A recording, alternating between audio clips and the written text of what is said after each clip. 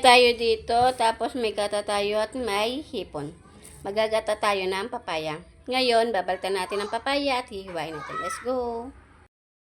Yan, tapos ko na palang hiwain yung papaya, then pinapat ko na sa tubig para hugasan. Tapos, nakapaghiwa na rin ako ng sibuyas at luya. Natin ang ating luya. Lagyan na natin ang ating sibuyas. Ay, may mix pala muna natin. Then, ilalagay natin yung ating hinibang papaya.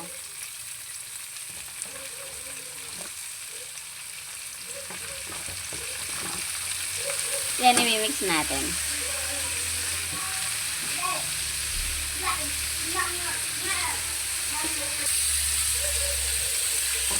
Then, ilalagay na natin yung ating hipon.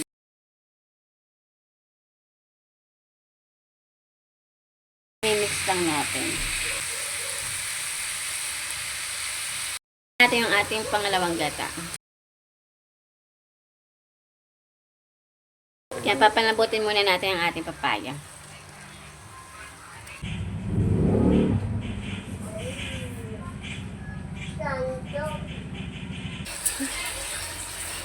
Ilalagay na natin ang ating puro gata. Ilalagyan na din natin siya ng magic sarap.